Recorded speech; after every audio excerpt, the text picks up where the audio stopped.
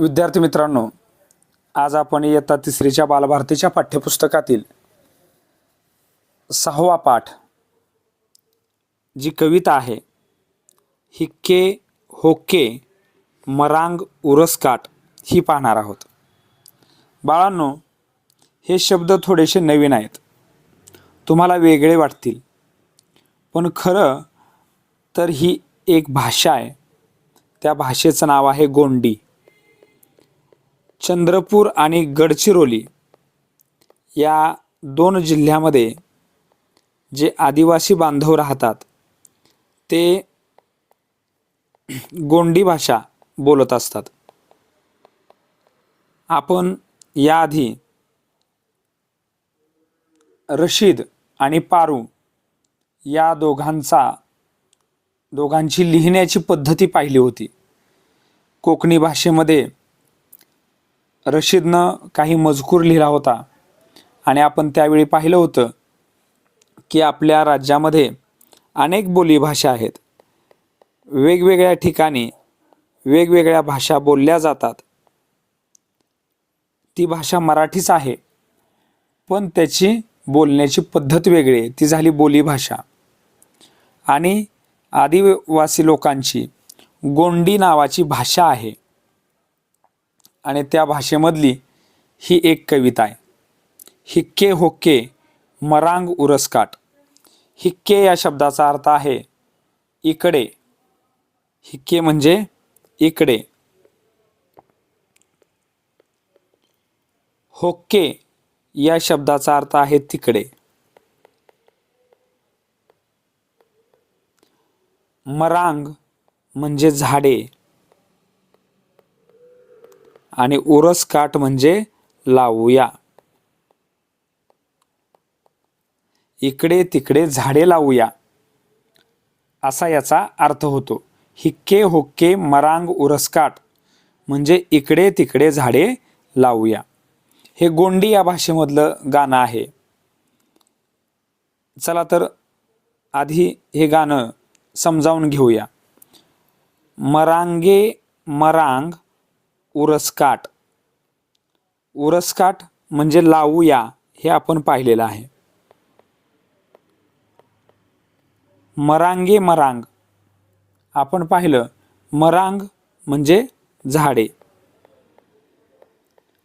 आणि मरांगे झाडेच झाडे.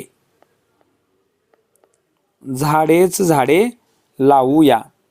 मरांगे मरांग पिसी हकाट. पिसी हकाट म्हणजे काय? वाढवूया.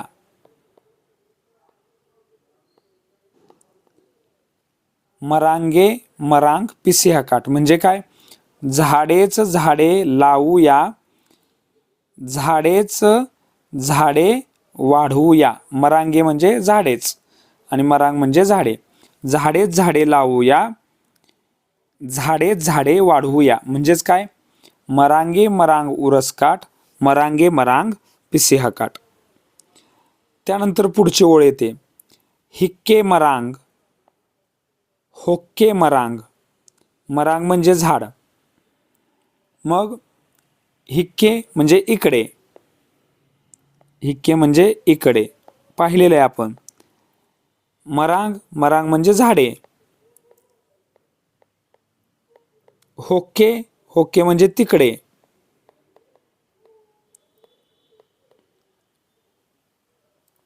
मरांग म्हणजे झाडे. इकडे झाडे तिकडे झाडे. हिक्के होक्के मरांगे मरांग. हिक्के म्हणजे इकडे, होक्के म्हणजे तिकडे. हिक्के होक्के म्हणजे जिकडे तिकडे. जिकडे तिकडे. मरांगे मरांग म्हणजे झाडेच झाडे. बघा, आपण या 2 ओळीचा अर्थ समजावून घेतला. हिक्के मरांग होक्के मरांग म्हणजे इकडे झाडे तिकडे झाडे. हिक्के होक्के मरांगे मरांग जिकडे तिकडे झाडेच झाडे. हिक्के पुंगार म्हणजे इकडे. हिक्के म्हणजे इकडे. पुंगार हा नवीन शब्द आला बघा. पुंगार या शब्दाचा अर्थ काय आहे? फुले. इकडे फुले, होक्के पुंगार. होक्के म्हणजे तिकडे. इकडे फुले, तिकडे फुले. पुंगार म्हणजे काय? फुले. हिक्के पुंगार, होक्के पुंगार. इकडे फुले, तिकडे फुले. हिक्के होक्के म्हणजे जिकडे तिकडे. जिकडे तिकडे. हिक्के होक्के या शब्दाचा अर्थ आहे जिकडे तिकडे. पुंगारे पुंगार म्हणजे फुलेच फुले.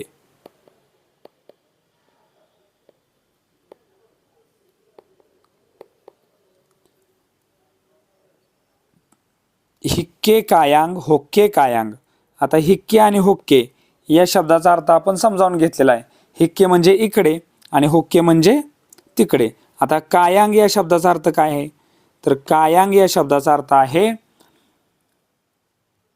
फळे. कायांग म्हणजे काय? फळे. हिक्के कायांग, होक्के कायांग म्हणजे काय? इकडे फळे, होक्के कायांग म्हणजे तिकडे फळे. हिक्के होक्के जिकडे तिकडे, कायांगे कायांग फळेच फळे.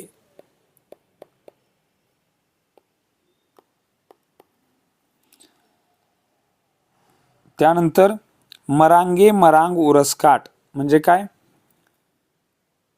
मरांगे मरांग उरसकाट झाडेच झाडे लावूया. मरांगे मरांग म्हणजे काय?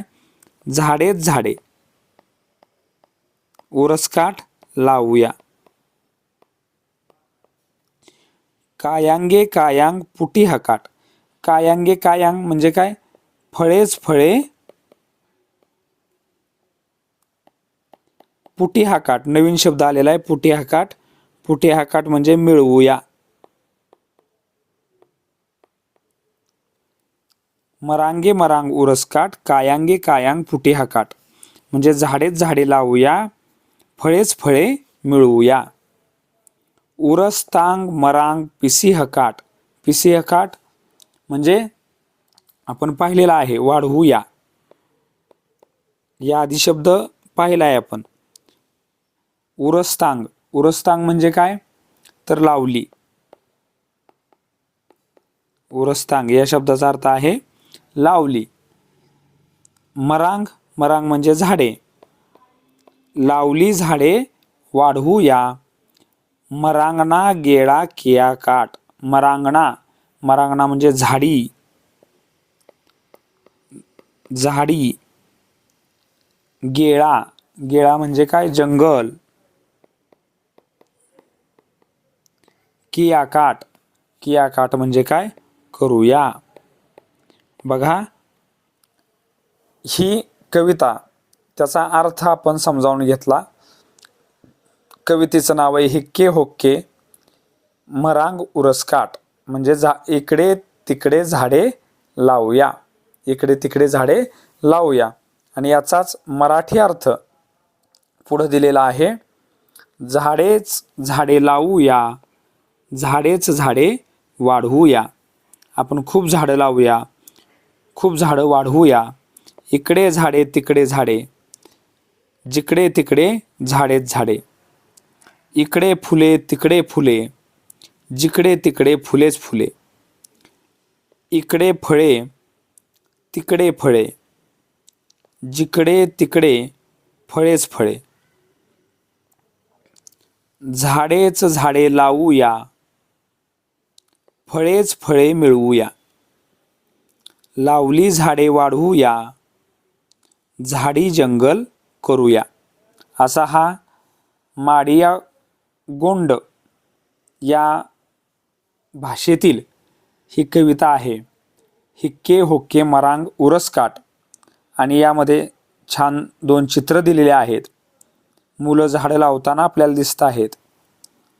आणि सगळीकडे हिरवळ पसरलेली देखील आपल्याला पाहता येईल. अशीच हिरवळ आपल्या आजूबाजूला देखील पसरावी. आपण देखील झाडं लावली पाहिजेत. बाळांनो, हाच संदेश या कवितेतून आपल्याला दिलेला आहे. या दोन्ही कविता आपण वाचायच्या आहेत. आणि झाडेच झाडे, यासाठी कोणता शब्द आलेला आहे?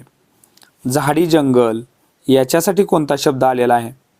आपण थोडंसं पाहूया. हेच झाडेच झाडे, झाडांसाठी आपल्याला माहीत आहे शब्द मरांग असा दिलेला आहे, पण झाडेच झाडे याच्यासाठी मात्र मरांगे मरांग हा शब्द आलेला आहे. मरांगे मरांग. त्यानंतर झाडी किंवा जंगल याच्यासाठी कोणता शब्द आलेला आहे? बघा, आठवा तुम्हाला जमतंय का? झाडी आणि जंगल याच्यासाठी एक शब्द आलेला आहे. झाडीसाठी शब्द आलेला आहे मरांगना. झाडीसाठी शब्द कोणता आलेला आहे? मरांगना. आणि जंगलासाठी शब्द आलेला आहे गेळा.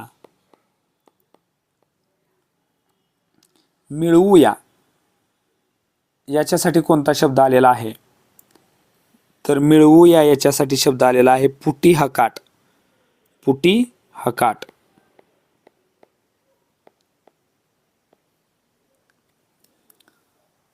त्यानंतर तिकडे, इकडे आणि तिकडे.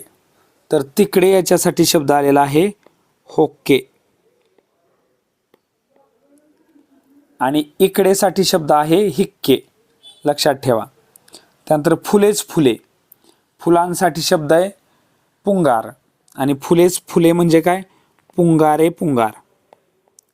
पुंगारे पुंगार. त्यानंतर लावूया, लावूया याच्यासाठी शब्द आलेला आहे. बघा, विचार करा, सापडतंय का पहा. झाडे झाडे लावूया, अगदी सुरुवातीलाच आहे तो शब्द. हिक्के होक्के मरांग उरसकाट. उरसकाट हा शब्द आलेला आहे. त्यानंतर करूया, करूया याच्यासाठी कोणता शब्द आलेला आहे? तर बघा, आपण आठवायचा आहे. अगदी कवितेचा शेवटचा शब्द आहे किया काट. किया काट. त्यानंतर फळेच फळे, फळासाठी कोणता शब्द आलेला आहे? फळासाठी शब्द आलेला आहे काया. फळासाठी शब्द कोणता आलेला आहे? काया. मग फळेच फळे याच्यासाठी शब्द आलेला आहे कायांगे कायांग. कायांगे कायांग.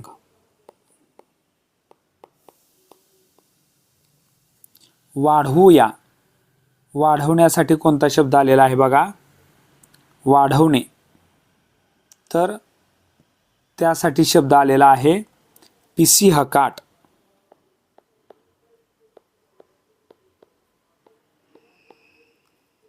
पिसी हकाट. आणि इकडे जिकडे याच्यासाठी एकच शब्द आहे हिक्के.